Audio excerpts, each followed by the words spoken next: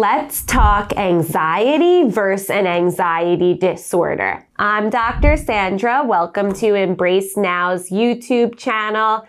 Definitely subscribe below for more. Today I'll be talking about the difference between anxiety and an anxiety disorder. So anxiety is an emotional experience. It's an emotion that most, if not all, humans experience from time to time. An anxiety disorder occurs when the experience of that emotion of anxiety and its associated symptoms get in the way of our day-to-day functioning and or cause significant distress. So let's kind of go through some examples of what these differences might look like. So, for example, thinking of you have a presentation to give at work or school. Kind of the experience of the emotion of anxiety leading up to that presentation might look like feeling a bit nervous as you're preparing, kind of thinking through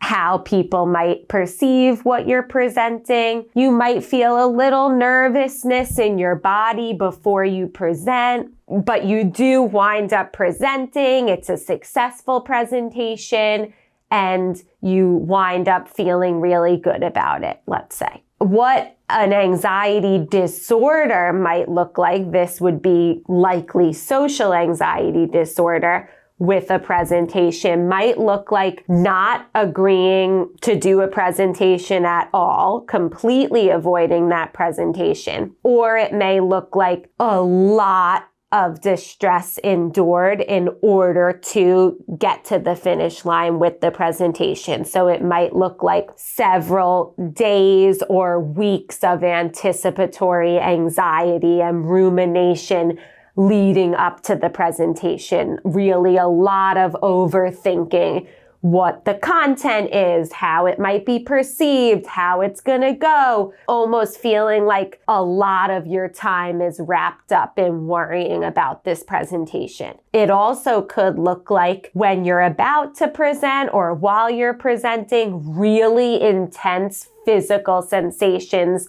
of anxiety. So maybe a stomach ache, nausea, maybe feeling lightheaded, dizzy, your heart pounding. If those physical symptoms make you feel distressed, that might be reaching kind of an anxiety disorder there. So additionally, after the presentation, if you notice kind of a lot of time thinking about how it went, a mistake you made, and feel really kind of wrapped up, spending maybe an hour or more a day worrying about how it was perceived or how it went afterwards, that also could be kind of reaching the level of significant distress. Another example might be fear of flying on an airplane. So a sensation of anxiety with flying might look like a bit of feeling nervous or worried leading up to the trip, still knowing that you're going to get on this flight, still feeling kind of, for the most part, okay with getting on this flight, but feeling that nervous sensation or anxiety alongside, and maybe feeling like you kind of have to distract yourself on the flight.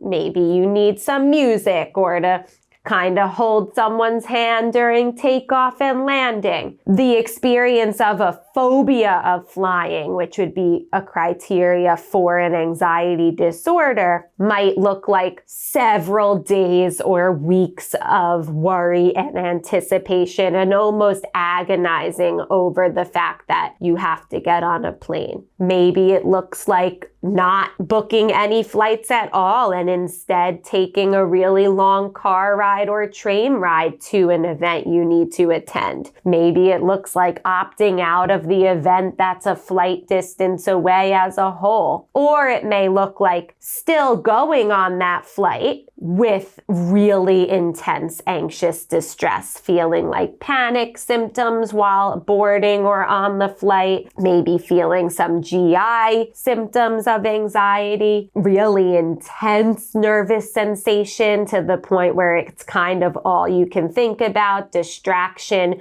doesn't really even seem feasible. So that's some examples of anxiety versus what might be looking like an anxiety disorder. Regardless, this is in no way, shape, or form able to diagnose an anxiety disorder. So please remember to always consult a licensed mental health professional for an evaluation and assessment of whether or not you have an anxiety disorder.